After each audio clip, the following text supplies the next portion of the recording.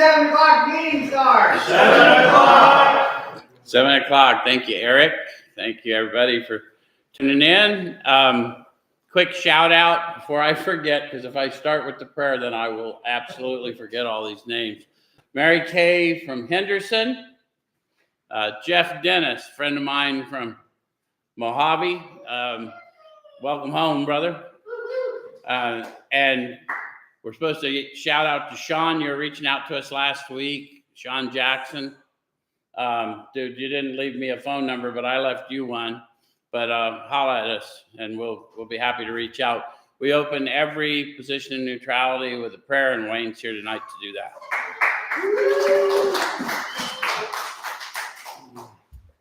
All right.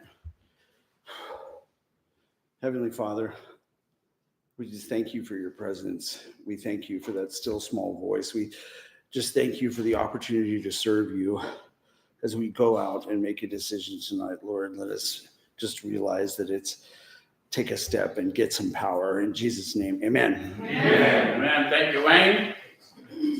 So Wayne sort of tipped you off if you weren't up to speed on where we were. We're at the point where we make a decision tonight based on the experience we had with active addiction and the experience we had last week with our encounter with power. Yeah? And so the instructions for step 3, I guess I should tell people, if you're watching for the first time, what we do is we take a look at the suggested instruction for a step or so a week directly out of this book. And we use this book in 12-Step Recovery. Why? Because it works. Yeah, the process described by the authors of this book has been proven to work for addicts to the hopeless variety, addicts to alcohol and other substances, and in fact, other behaviors. Pretty much any human condition this manner of living change can assist with. Say that. So what we try and do, rather than alter anything they say, is simply I show you how I find my experience in the book and encourage you to have your experience with the book. And if we both do our job, we share a spiritual experience every time we get together. How many of you have had that experience here? Yeah. So there are a bunch of them raising hands, and I'm seeing online a bunch of people putting hundreds up and all kinds of fun stuff. So one can assume we've shared an experience. If you don't know, in 12-Step Recovery, when we speak of a spiritual experience, we're talking about a sensory experience. You will feel it. And when you do, I'll know, regardless of whether you're in Saskatchewan or Alberta or downtown Phoenix or somewhere across the country. My friends in Oklahoma, they've assured me they feel it. Amanda, you owe us a phone call out here in Phoenix. But we're talking about a sensory power. It's tangible, and it's what we're going to seek to improve upon in our consciousness, our awareness in the later steps. Yes? Yep. So the instructions for step 3 begin in a chapter entitled How It Works. How many of you have been to an AA meeting before? Okay, a bunch of people have been to AA. So in most AA meetings I've ever been to, they read this first portion of chapter 5 to start the meeting. And then many other fellowships have adapted it in some way, but they read something like it. So we're going to try and unpack what they're saying. But what it is, this portion of how it works, is simply the wrap up of steps 1 and 2, leading me to the third step decision. Yeah. So chapter 5, how it works, they start with a promise and a condition. See if you can catch both the promise and the condition. Rarely have we seen a person fail who has thoroughly followed our path. Who found a promise there? Rarely have we seen a person fail. And what was the condition? Yeah, and notice how they said path. So this is a book written by the first 100 who have recovered. And although there's 100 people talking about their experience and the experience of the first several thousand, it said one path. Any of you think that's a coincidence? No. I only call that to your attention because sometimes in fellowships, people will say, you can do AA any way you want to. And of course, that's true, but you won't get the promise, right? The promise has a condition. Okay. So those who do not recover are people who cannot or will not completely give themselves to this simple program. Usually men and women who are constitutionally incapable of being honest with themselves. So two things. When you were in active addiction and maybe you had a period of time where you were sobered up or cleaned up, and then you started again, did you presume yourself to be a cannot or a will not?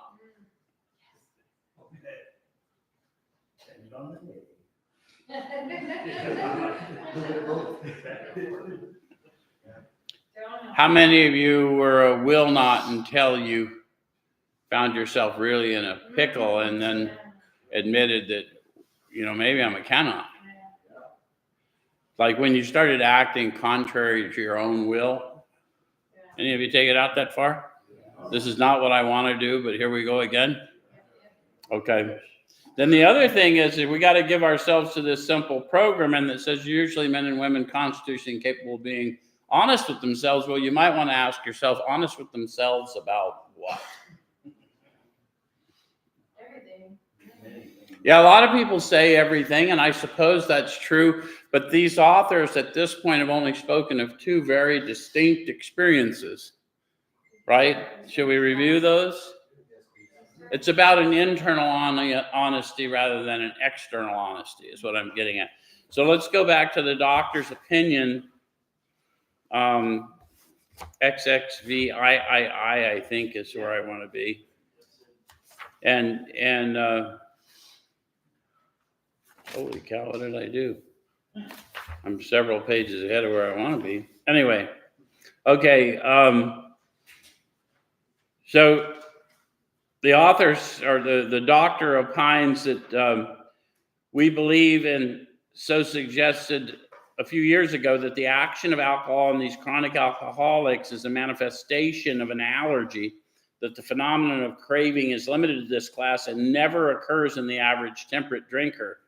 These allergic types can never safely use alcohol in any form at all, and once having formed the habit and found they cannot break it, once having lost their self-confidence, their reliance upon things human, their problems pile up on them and become astonishingly difficult to solve. Does that sound like it applies to you? And if you don't understand the allergic reaction, if you were a drinker, did you find that alcohol energized you? Yes. If you were an opiate user, did you, when you got fixed, were you suddenly energetic? Absolutely. So these are powerful sedatives. Where's my methamphetamine, cocaine users? Yes. Did you find that stuff kind of calmed you down, stabilized your, yeah. So you can see how that's an opposite effect. A medical person describing that would say something like, perhaps this is a manifestation of an allergy. It's an abnormal effect from what the norm. Does it make sense? So if that kind of thing has happened to you, they talk about the bottom of that page. It says men and women drink essentially because they like the effect produced by alcohol. So we're going to talk about what happens to me when I give myself permission to go do that, even many years sober. Can any of you give yourself permission to go have a drink or a fix right here now? So, some of you won't because you know what will happen. There's instantly a sense of ease and comfort that comes over us. It's a perfect remembrance of a experience, isn't it? It says that the sensation is so elusive that while they admit it injurious, they cannot after a time differentiate the true from the false. To them, their alcoholic life seems the only normal one. And then they tell you something about our nature as people with an alcoholic condition, not when we're drinking, but when we're not. They are restless, irritable, and discontented unless they can again experience the sense of ease and comfort, which comes at once by taking a few drinks which they see others taking with impunity. So most of you appear to be relating to that. So when they tell us just say no, abstinence is the answer. If you're like me or the people they're writing about in this book, that's not a suitable solution, right? because I can always sense ease and comfort. I see other people getting away with it, and eventually either I give it no thought at all, or I just am miserable enough I give in because I'm restless, irritable, and discontent. Yes? Okay. And then the other thing that we've got to get honest about, we talked about last week. So we want to go to, I think I want to go to page 50 instead. So on page 50, they're talking about the authors and their experience with the first several thousand that they worked with. Yes, and they wrote it in this book. That's the name of the book. A lot of people just call it the big book, but the reason this is the anchor for all 12-step recovery is it's the reason there is 12-step recovery. The testimony in this book. Other people have written other books, all those things. Anything based on 12-step is based on this experience, trying to replicate it. Does that make sense? So it says, here are thousands of men and women, worldly indeed. So they were doctors, lawyers, business leaders. They were people that had some skills that should have been doing better than they were. And any of you relate to having some skills that probably should have been doing more with? Okay. So they flatly declare that since they have come to believe in a power greater than themselves, to take a certain attitude toward that power and to do certain simple things, there's been a revolutionary change in their way of living and thinking. In the face of collapse and despair, in the face of the total failure of their human resources, they found that a new power, peace, happiness, and sense of direction flowed into them. How many of you felt that as we spoke it? Amen. So we're not suggesting abstinence. We're suggesting switch your dealer. Quit getting synthetic spirits and go to source. Yes? And we told them where to and how to find this power. Who's feeling it? Somebody's feeling it. I'm getting a buzz up here. So there's a lot going on. There's a well within you. Some of you might recognize that from another book, right? And that can be improved upon once we take a look at the calamities, pomps, and worships, which is what I'm getting ready to do. I'm going to make a decision to take a look inside of me and get that stuff out of the way so I can have a fuller flow of the Spirit. But that's the decision I'm making. Do I want to continue to be restless, irritable, and discontented? Or am I willing to believe that I can dig inside myself and unblock my consciousness, my awareness, and start walking in the Spirit in the world? So I don't have to go out there looking for my ease and comfort anymore. That's the essence of the third step decision. Make sense? Okay, so you got to be honest with yourself about that. Those of you that are not internalizing that, I will never be able to be honest with you when I haven't first been honest with me. It's just the way it is. Okay, so then it says, there are such unfortunates, they're not at fault. They seem to have been born that way. What way? Constitutionally incapable of being honest with themselves. I only say that, and it went really dark in here for a minute. People went. I hear people that just haven't been introduced to the power telling me, I think I may be one of those unfortunates. And I always want to know, well, have you prayed? No, I don't believe. Well, you don't believe in prayer, or you don't believe in power? What do you not believe? I don't know, I just don't believe. Well, you're never going to know if you're constitutionally capable of being honest if you don't ask for that ability. Make sense? Because I don't like to leave them hanging thinking that, because sometimes we stay there because we want to be a victim. And sometimes no one's ever pointed out to us, we all start somewhere. All right, so they're naturally incapable of grasping and developing a manner of living which demands rigorous honesty. Guys, you're going to embark on a manner of living which will prove the power to you through you. And all you got to do is follow the suggestions of the people that have done it before, right? Those suggestions are in the book. People who know how to show you this will probably have a book. Not that they don't know how, but that they want to show you how they found out how, right? All right, so their chances are less than average.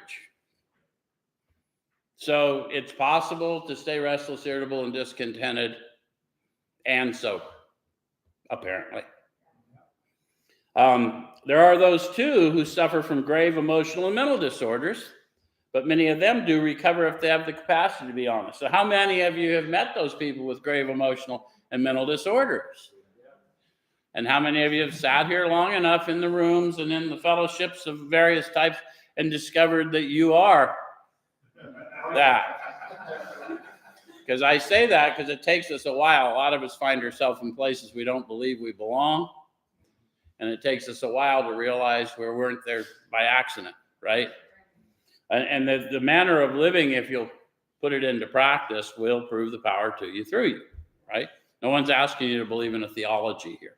We're asking you to believe in pure experience. All right, so our stories disclose in a general way what we used to be like, what happened, and what we are like now. Don't get mixed up with some fellowship language where people tell you what it was like. Not to be disrespectful, but no one cares what it was like. You were nuts.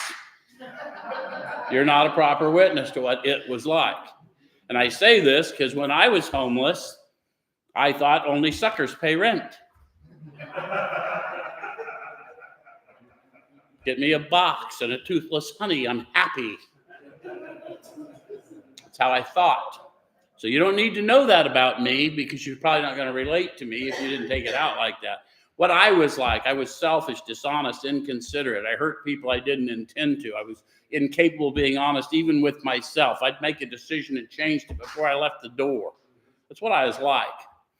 And then I encountered this power and I started doing these simple things, and I am much less so.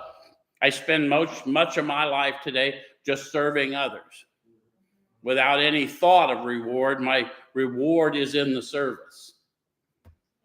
And those of you who know, and those of you who don't know, you can't know till you try. But it is possible to serve others without a camera, in case you don't know. So if you've decided you want what we have and are willing to go to any length to get it, then you're ready to take certain steps. So because this is the testimony of others, we don't want to assume, right? We want to see what they have. And it's not the people you're sitting with in your fellowships. The authors have written down precisely what they had, and you can decide if you're willing to go to any length or certain lengths or tell me more, whatever, right? So go to page 25.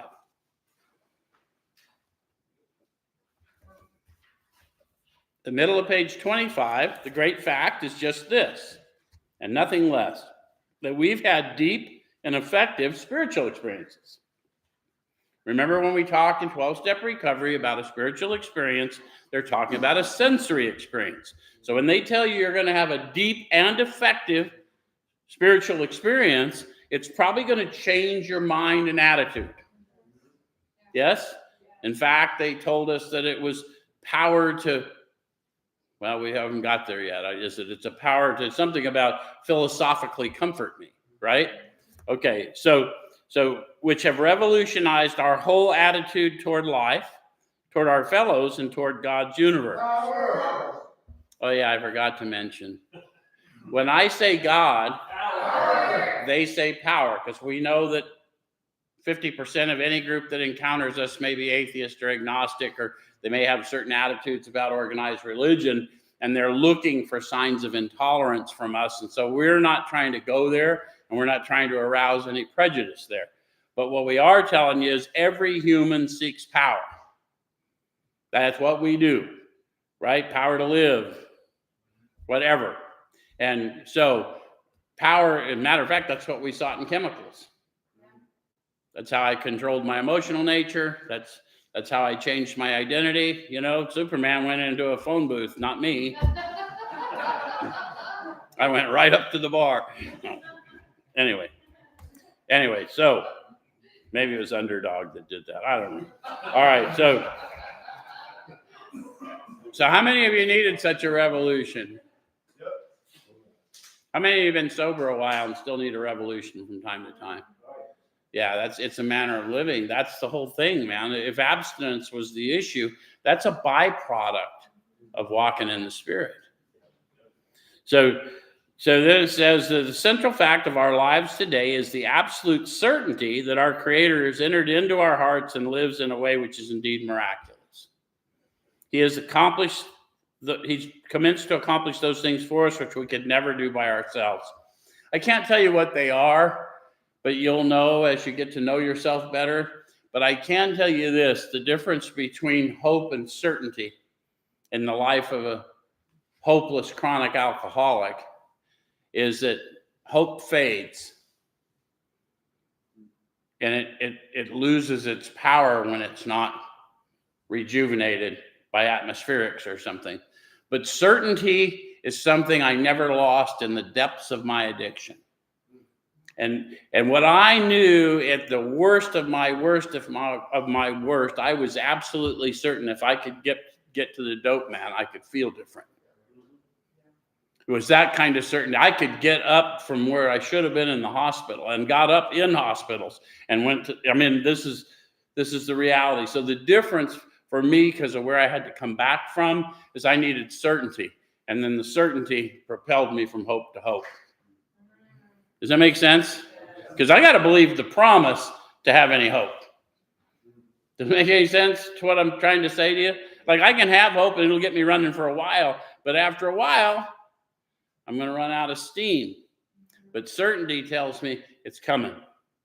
Yes? Okay. So, do you want that? Yes. Are you willing to go to any lengths to get it? Yes.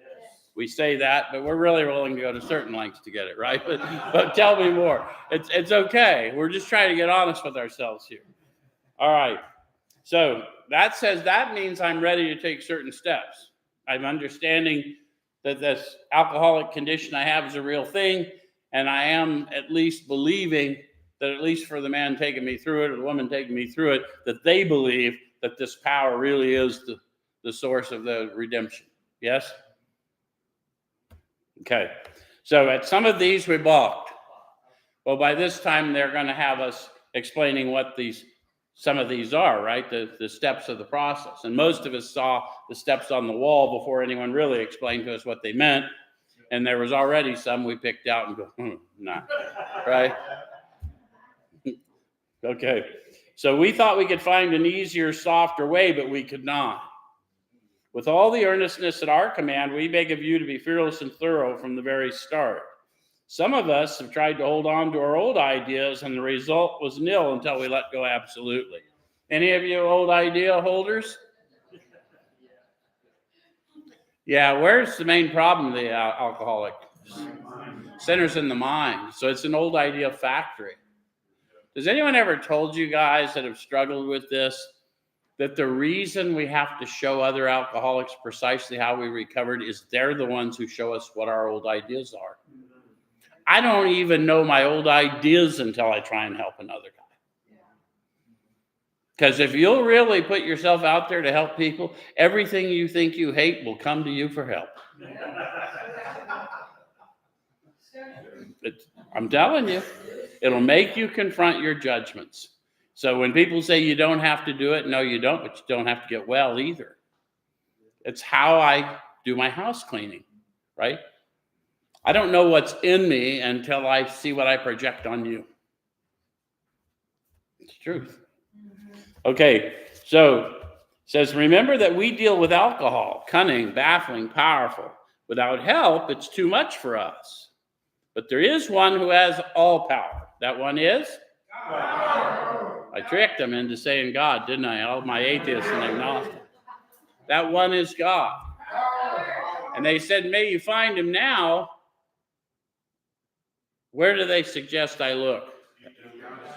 Deep down inside yourself. That's why we tell you call him power, call it, don't get blocked off by a term that someone has made you prejudiced about. We're talking about a sensory experience of power within you. Does that make sense? Okay. There's this half measured availed us nothing. How'd they learn that? Most of them employed some half measures. How many of you have employed some half measures and thought, got about half? How many of you have settled for half when you didn't know what you were settling for? Yeah. Okay, so We stood at the turning point. We asked his protection and care with complete abandon. You won't do that, guys, if you haven't had a tangible sensory encounter. You won't, not really. You may not know or whatever, but I'm telling you, without that tangible sensory encounter, you won't do this stuff with complete abandon because it's propelling you forward. You'll know how completely have you abandoned when you get to 5 and you're still holding something back. Does it make sense? All right, so here are the steps we took, which are suggested as a program of recovery. Notice how the program of recovery is not a meeting list. It's not a list of contacts. Here are the steps we took, which are suggested as a program of recovery. Yes? All right. I don't want to read through all the steps because y'all can do that on your own. I want to get to page 60. And it says, many of us exclaimed, what an order, I can't go through with it.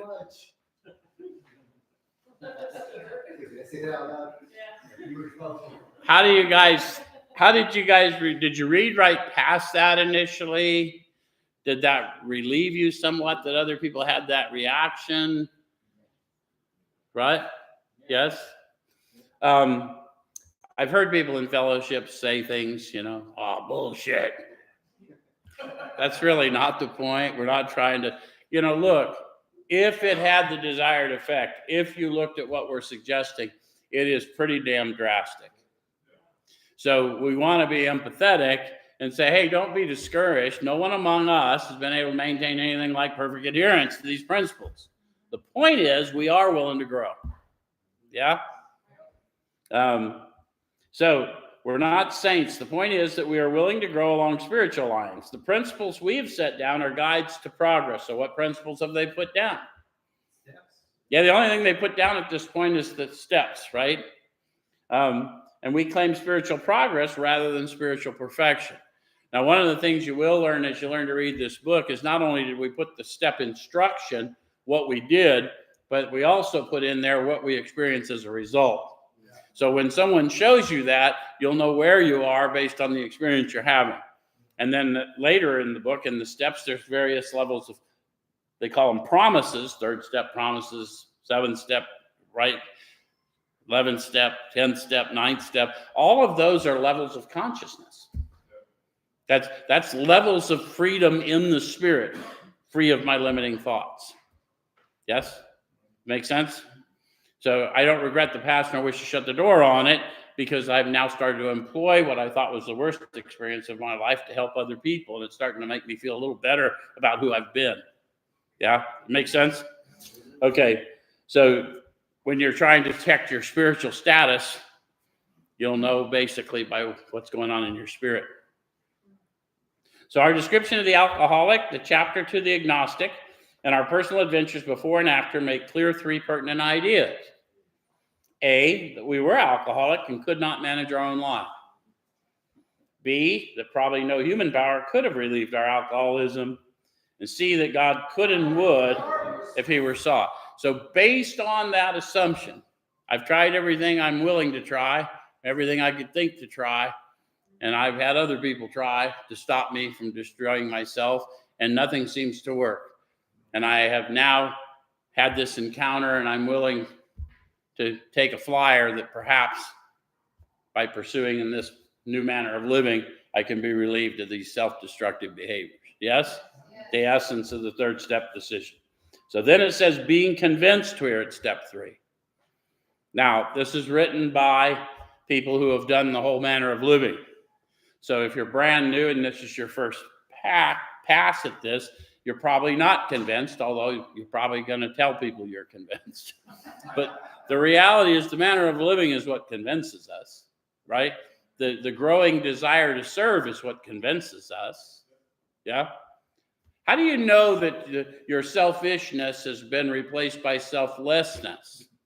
Because a growing desire to serve takes over your life. Tell me you're feeling that. Okay, which is that we decided to turn our will and our life over to God as we understood him. Just what do we mean by that and what do we do? Now, when they talk to you of the God and how they understood him, They told you precisely. It was a sensory encounter. They told you where and how. So don't listen to fellowship nonsense about groups of drunks or light bulbs or doorknobs. I know that's all common. Someone in Phoenix one time had a sock named Oscar.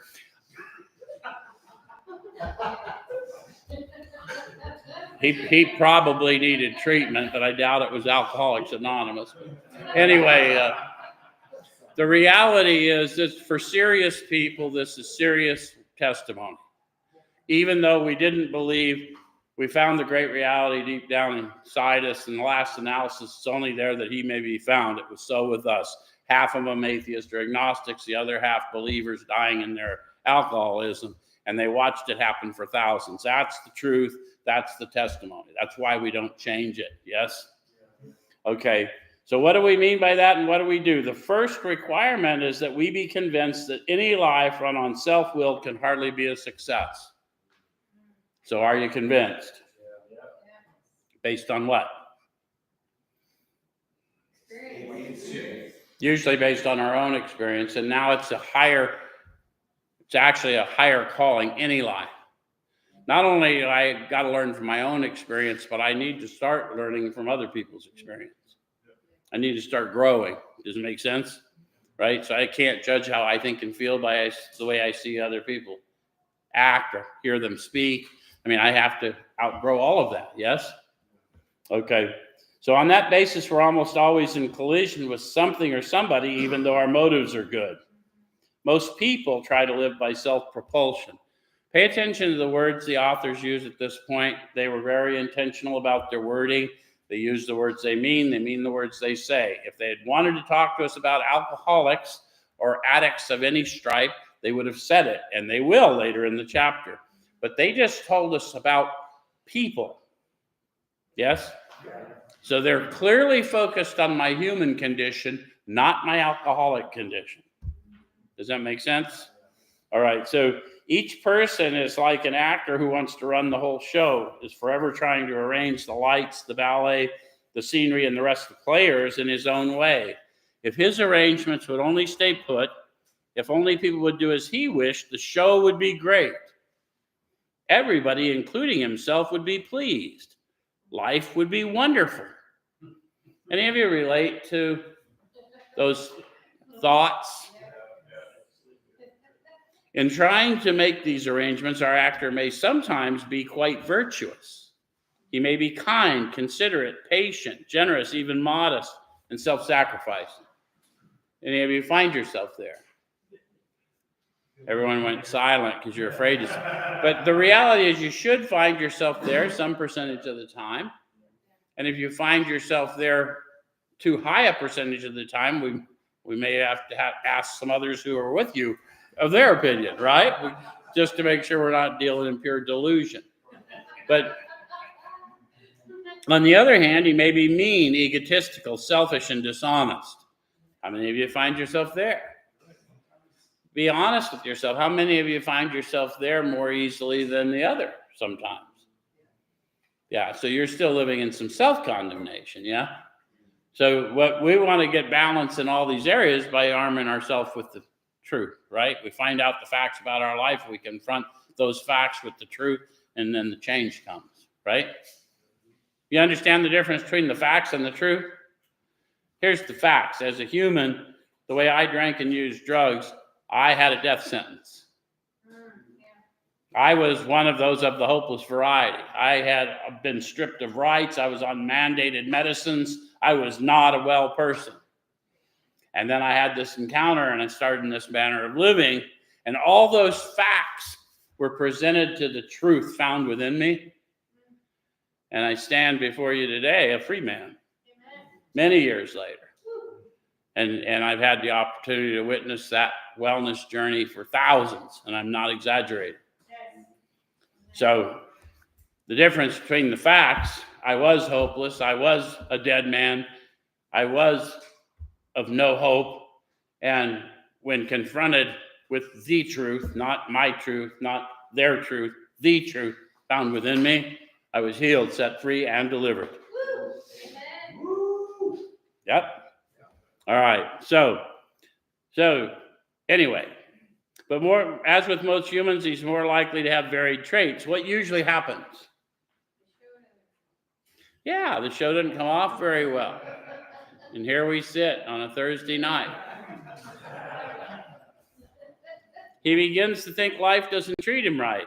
He decides to exert himself more. He becomes, on the next occasion, still more demanding or gracious, as the case may be. How many of you tried to people please your way into being likable? How many of you found out after a while no one in the room liked you, including you?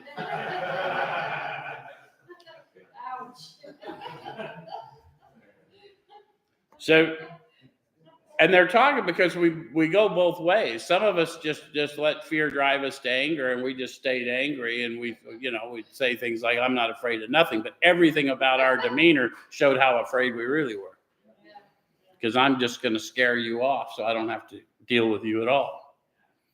Yeah. All right, so still the play does not suit him. Admitting he may be somewhat at fault, he's sure that other people are more to blame. How many of you did that to yourself for a while? I mean, that may have really been crappy of me, but they were crappier. All right, so he becomes angry, indignant, self-pitying. What is his basic trouble? Guys, when they put a question mark in this book, the one thing you want to do is go inward. Eyesight without insight is spiritual blindness. So if I'm relating to this, well, what is my basic trouble? And then they're going to lay out for you what theirs is and see if we can examine it, right? Is he not really a self-seeker even when trying to be kind? Does that apply to me? Right? That's when I have an expectation of you, but I didn't tell you the expectation. And perhaps I didn't even... Have you ever done something thinking you were doing it selfishly or selflessly and then realized you didn't like the way they responded? Was it a gift or not, right? So is he not a victim of the delusion that he can wrest satisfaction and happiness out of this world if only he manages well? Those are powerful words. He says, is he not a victim of the delusion? You understand the nature of delusion? That's when I lie to me and I don't even know I'm lying to me. So if you're victimized by delusion that you can manage well, what does that tell us about pretty much every human we've ever run into? Well, I mean, I just think we may be managing certain aspects of our life until a surprise comes. But we aren't managing life itself because life itself isn't dependent on what I do or don't do, right? Any of you ever noticed, like, you came into a fairly complete world? There was like a moon and oxygen, things like that. Is it not evident to all the rest of the players that these are the things he wants? And do not his actions make each of them wish to retaliate, snatching all they can get out of the show? So that's when I'm running around pretending I'm in charge and someone figures out I'm not. And then they get their back up because they think they're in charge. And sometimes they actually are, and then I really am in a pickle. And other times we just have a meltdown. Yeah? So is he not, even in his best moments, a producer of confusion rather than harmony? So you want to ask yourself that. When you're on your best behavior, do you still struggle with the way you think about people and how you interact at times? So that's why we may want a power that philosophically comforts us, because that is our human condition. Does it make sense? So our actor is self-centered, egocentric, as people like to call it nowadays. He's like the retired businessman who lolls in the Florida sunshine in the winter, complaining of the sad state of the nation. The minister who sighs over the sins of the 20th century. Politicians and reformers who are sure all would be utopia if the rest of the world would only behave. The outlaw safecracker who thinks society has wronged him, and the alcoholic who has lost all and is locked up. Whatever our protestations, are not most of us concerned with ourselves, our resentments, or our self-pity? You want to ask yourself that question, really, because that's the essence of what I'm going to do in my inventory, is take a look at those calamities, pomps, and worships. I'm going to take a look at those fears that drove me. I'm going to take a look at those resentments and see what part I may or may not have been playing in them, or the part I continue to play when my resentment is towards someone that's passed, but I'm still dying from my grievance. Yes? And so this is the key to what we're doing, is understanding what we're doing, right? To move into conscious relation, you have to move into it, examining it with your logical senses. Yes? Okay. So selfishness, self-centeredness, that we think is the root of our trouble. Now, don't connote selfishness and self-centeredness a bad thing. All humans are that.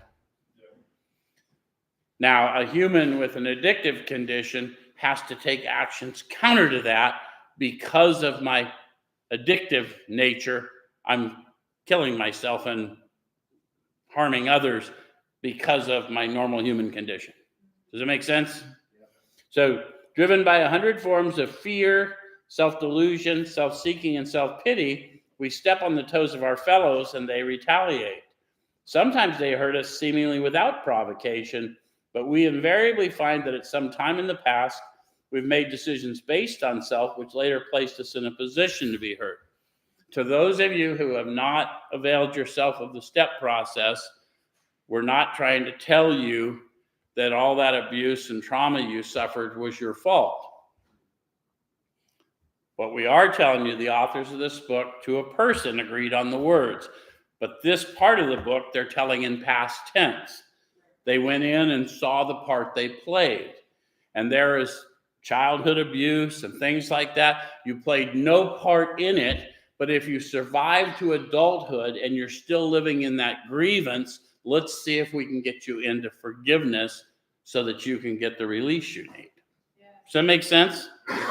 Because I'll tether myself to an event that has no hope of changing instead of simply changing my mind about what it prepared me for. Does that make any sense to anybody? Yeah. So if you're brand new to this, don't get discouraged that they just don't understand me. Yeah, we do. But more importantly, the power we're going to introduce you to, he understands you. Yes. And he'll make sense of it for you. But you're going to have to give him a chance and walk it out, right? You notice how we're going to get into a chapter into action. You know why? Because addicts have been dying because they've been trying to think their way into better acting. So part of our manner of living is we act our way into better thinking. Yes? Yes. Okay. So our troubles, we think, are basically of our own making. They arise out of ourselves, and the alcoholic, see how they called us out if you're one of us? We've been talking about people up to now. The alcoholic is an extreme example of self-will run riot, though he usually doesn't think so. So I've discovered I'm not alcoholic. I'm an extreme example of self-will run riot, and I don't think so. What are my chances? Less than average, right? They've already not looking good. So above everything, we alcoholics must be rid of this selfishness. We must, or it kills us. God makes that possible. And there often seems no way of entirely getting rid of self without his aid. Have you ever contemplated what it would be to get rid of self? The minute you're aware of your effort to get rid of self, there it is. It's not something you can do. You know how I become aware of self? When I grow in consciousness of him in me. Because then self is in opposition to him some percentage of the time, which is why I want to improve conscious contact so that I'm empowered to act more like him even when I think a lot like me. Anyone, you got me? Okay. So many of us had moral and philosophical convictions galore. How many of you did that? Yeah. Knew exactly how people should treat you. But we could not live up to them even though we would have liked to. Do you relate to what they're saying? Yeah. These people are saying we weren't bad people. We knew what we were supposed to be doing. We just couldn't do it. And then we would get mad at ourselves. Yeah? Neither could we reduce our self-centeredness much by wishing or trying on our own power. We had to have God's help. Now, when we talk about God, what are we talking about? Power. Power, peace, happiness, sense of direction flowing from within. So you can understand their earnestness. I have to have that power, peace, and happiness flowing from within, because otherwise I'm restless, irritable, and discontented. Yes? So this is the how and the why of it. First of all, we had to quit playing God. Power. Why did we have to quit playing?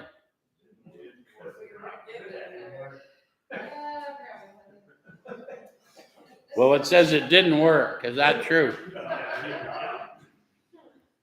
It says, next, we decided that hereinafter, in this drama of life, God was going to be our director. He's the principal, we're his agents. He's the father, and we're his children. Most good ideas are simple, and this concept was the keystone, the new and triumphant arch through which we pass to freedom. A lot of times we read past that, we don't internalize what a powerful promise and what a powerful sharing of experience that is. Number one, you hear people all the time saying simple but not easy, and they're just quoting someone. They're not thinking about, there is a power that dwells in me who sees the world through my eyes. Yes? There's a power that dwells in you that sees the world through your eyes. The reality is it's the same power because there's only one. So the whole secret to the whole thing is finding out at the end of this thing that he's the director and I'm the child. So what happened is, instead of a convict, an addict, a thief, I shed all those identities and I picked up the identity, the mantle of a child of the Most High God. Power. And once I know who I am and whose I am, there's nothing there that can defeat me. Does it make sense? And I damn sure don't want to be inebriated by synthetic spirits when I got source. Does it make sense? And if you were ever a drinker, you know that you would be really hungry and you wouldn't eat because you did not want to wreck the buzz. So we already know how to put aside our desires when we're serving a higher power. Yes? Okay. So most good ideas are simple, and this concept was the keystone of the new and triumphant arch through which we pass to freedom. To walk into freedom and to walk in freedom is to know your identity. Plain and simple. Good idea is simple. There's a price to be paid. Right? We're going to have to put that self down. Yes? There's another book. He says, pick up your cross and follow me. Yeah? So when we sincerely took such a position, all sorts of remarkable things followed. Those of you that are students of those other books, signs and wonders follow us. If you don't believe it, walk around with some of us in the manner of living, right? The blind see, the lame walk, the captives get set free on the daily. Yes? We had a new employer. Being all powerful, he provided what we needed if we kept close to him and performed his work well. Promise and condition. So, how many of you have discovered that you get your needs met? Not necessarily all your desires, but you get your needs met. How many of you have found that you get them met in really unexplainable ways? So, how do I keep close? There's a later step that suggests prayer and meditation to grow in conscious, right? Aware that I'm aware of who I am and whose I am, so I can get my power, peace, happiness, and sense of direction as I go through my day. Does it make sense? And how would I perform his work well? Feed my sheep. That other book says, if you love me, feed my sheep. You don't tell me how much you love me when your brother's starving. Because I asked you for a drink and you didn't give it to me. I asked you for food and you didn't give it to me. You sit over there. You're going to be fine. I asked you for a drink, you gave it to me. You visited me in prison. When did we see you? Oh, we didn't know when we gave it to you. Whatever you do for the least of these brothers of mine, you do unto me. The whole AA experience is about making sure your service isn't a media event and that it really is a manner of living. It makes sense. I don't care if it's your lifestyle because you work in it. You still have to be, for your own well-being, you're going to have to be grounded in service to others, right? The Son of Man came to serve rather than to be served. So we have a model. Yes. All right. So it says, established on such a footing, we became less and less interested in ourselves, our little plans and designs. How many of you have discovered that the plans you had for your life paled in comparison to the life you were given? Wayne's sitting over there laughing.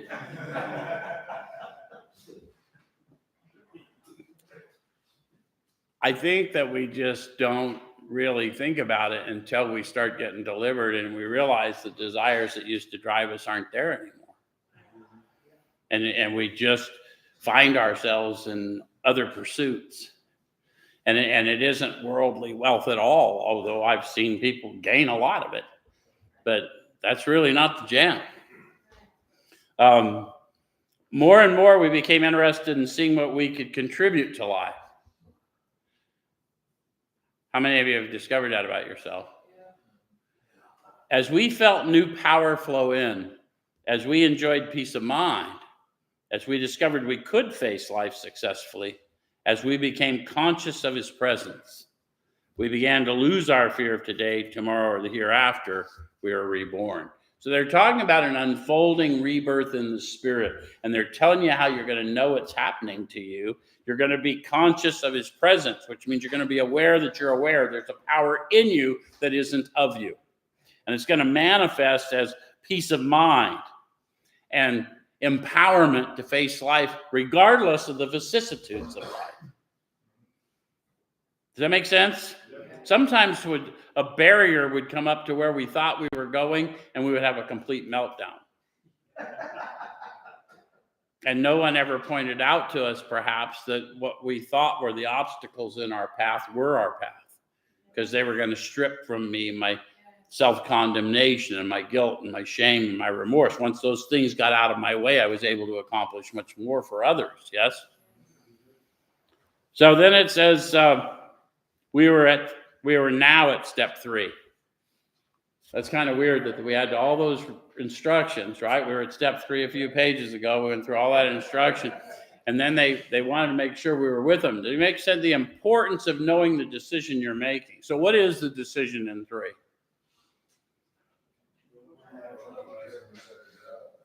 Yeah, through the process, right? So in the simplest terms, if you're having trouble with the idea of giving yourself the power, you're going to ask for power to do a searching and fearless moral inventory. Tell another man.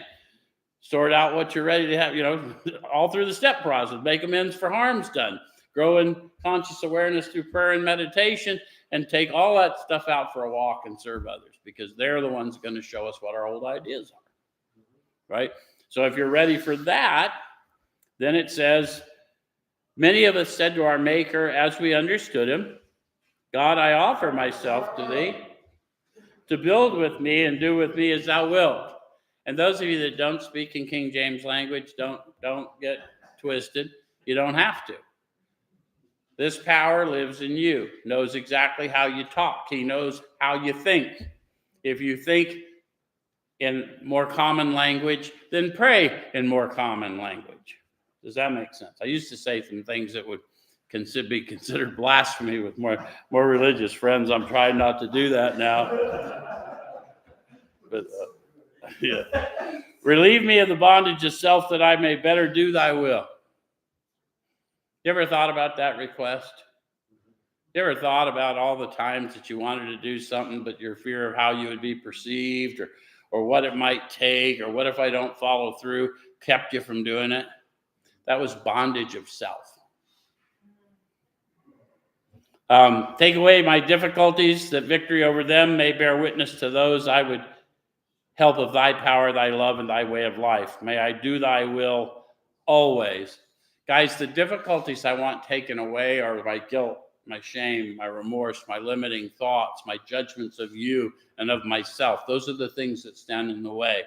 And notice how they said, take away my difficulties that they may bear witness.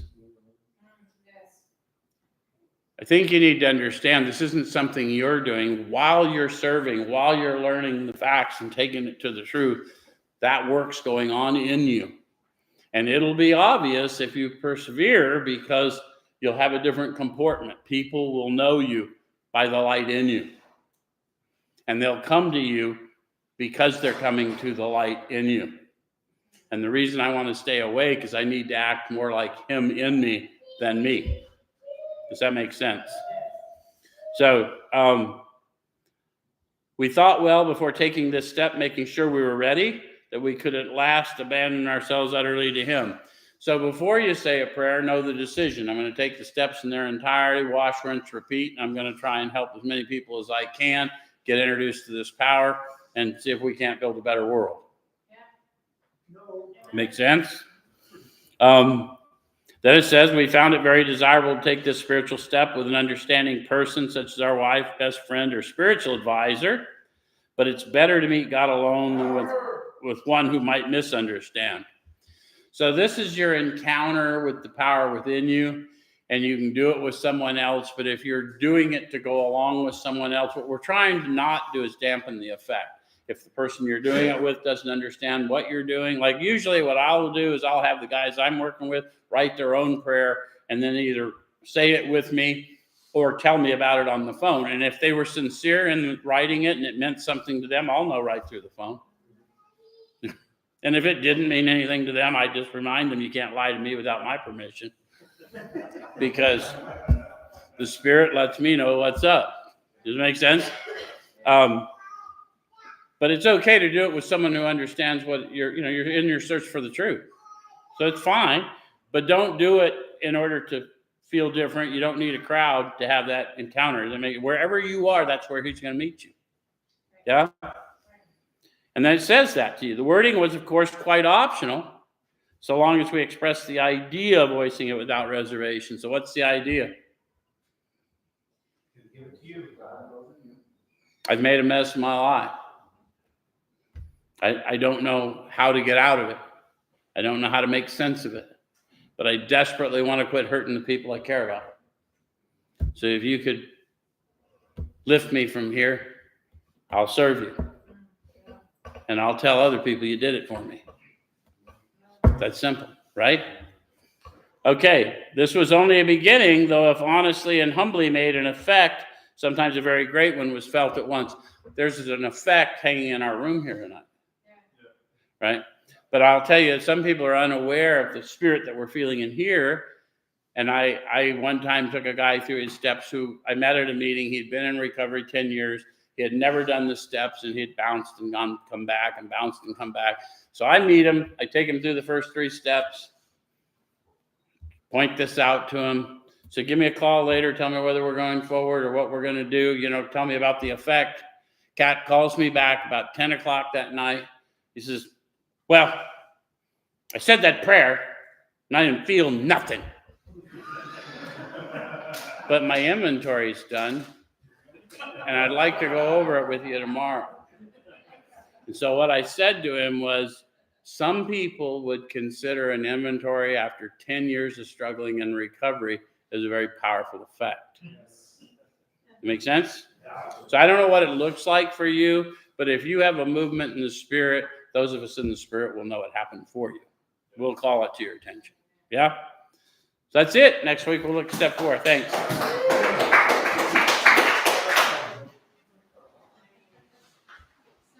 that was a launch.